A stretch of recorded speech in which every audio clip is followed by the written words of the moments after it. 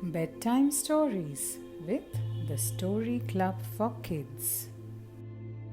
Hello, children. It's time to wind up for the day and settle down for the night. I hope all of you have brushed your teeth and are ready for bed. Now, let's begin our first bedtime story for tonight. This story is called Oliver's Discovery. In the heart of the vast savanna in the continent of Africa, where the golden grass swayed in the breeze under the sun, lived a curious baby ostrich named Oliver. Oliver was unlike the other ostrich chicks. While they were content with running on their long legs, Oliver dreamed of something more. Every day, Oliver watched the birds soaring through the sky with wonder. He admired their grace and freedom, wishing he could join them. But as an ostrich, he was told he could never fly. Determined to prove himself, Oliver spent his days practicing.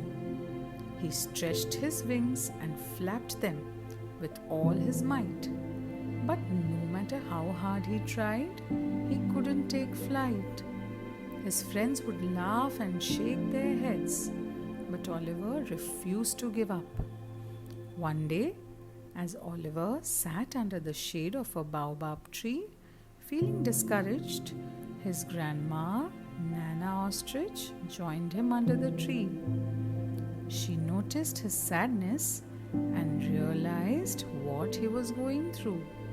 After all, she had been noticing his attempts to practice flying and being unable to do so. She gently said to Oliver, "You know, Oliver, we ostriches are one of a kind." Oliver was surprised. "How so, Nana Ostrich? I feel like something is missing. Aren't we supposed to fly? We are birds after all." Nana Ostrich replied, "We are birds, yes. But do you know that we have something very special that no other bird has?" Oliver was now fully concentrating on his Nana Ostrich's every word. She continued, "Your legs are strong and powerful, built for running faster than any other creature in the savannah, and most animals too. Your feathers are soft and beautiful, shimmering in the sunlight, and your keen eyes can spot the tiniest insect from miles away. Ostriches are the largest birds in the whole wide world." Suddenly, Oliver realized that he didn't need to fly to be special. He had his own unique strengths and abilities that made him extraordinary, just the way he was.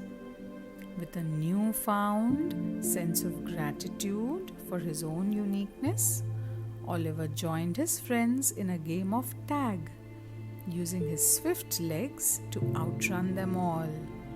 He laughed and chased them through the grass, feeling happy and content. From that day on, Oliver embraced his true self. He no longer wished to fly like the birds. Instead, he reveled in his own strengths and uniqueness, knowing that they made him special in his own way. And as the sun set over the savannah, painting the sky with shades of pink and orange, Oliver smiled, grateful for the wonderful creature he was. For Oliver, the baby ostrich who discovered his true strengths and uniqueness, the sky may have been out of reach, but the ground beneath his feet was where he belonged. And with that, he bounded off into the sunset, ready to embrace whatever adventures came his way. The end. And now, let us listen to our next story. This story is called Tommy's Dreamland Adventure. Once upon a starry night, in a cozy little house in a faraway town, there lived a boy named Tommy. Tommy was a curious little boy with a heart full of wonder and a mind full of dreams. One night, as Tommy drifted off to sleep, he found himself in a magical dreamland. He stood in a meadow filled with colorful flowers and shimmering butterflies. Suddenly, a gentle voice called out to him. "Hello, Tommy," said a friendly unicorn with a mane as bright as the rainbow. "I am Sparkle, and I've been waiting for you." Tommy's eyes widened in amazement as he approached the unicorn. "Wow, you're a real unicorn," he exclaimed. Sparkle nodded, her eyes twinkling with magic. "Indeed I am, and I have something special to show you." With a flick of her tail, Sparkle led Tommy through the meadow and into a lush forest. Along the way, they encountered all sorts of fantastical creatures, playful fairies, mischievous elves, and wonderful, beautiful, magical flowers. But before Tommy could fully enjoy this adventure, they stumbled upon Drake, the friendly dragon, lying on the ground with a broken wing. At first, Tommy was scared, but then, as he noticed Drake in pain, Tommy's heart sank at the sight of the injured dragon. "Oh no, what happened?" Tommy exclaimed, rushing to Drake's side. Sparkle explained that Drake had taken a tumble while practicing his dragon flying skills and had hurt his wing in the fall. Tommy knew he had to help. With Sparkle's guidance, Tommy carefully examined Drake's wing and gathered some healing herbs from the magical forest. Using gentle hands and a kind heart, Tommy bandaged Drake's wing and whispered words of encouragement to the dragon. "Stay strong, Drake. You'll be flying again in no time," Tommy reassured the dragon. Grateful for Tommy's kindness, Drake the dragon looked up at him with big, grateful eyes. "Thank you, Tommy. You're a true friend." Drake was feeling much better and ready to join Sparkle and Tommy on their exploration.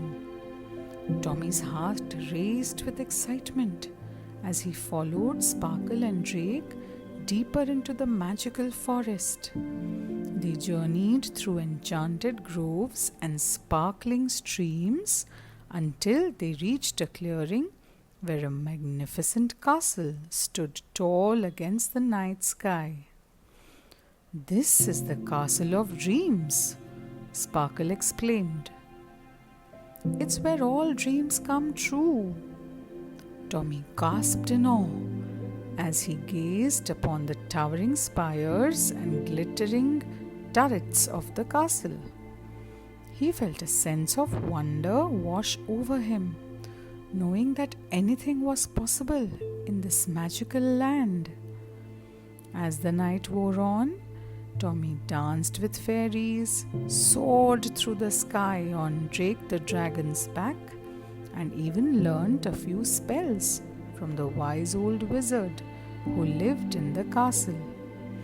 But eventually, the first light of dawn began to peek over the horizon, signaling to Tommy that it was time to wake up.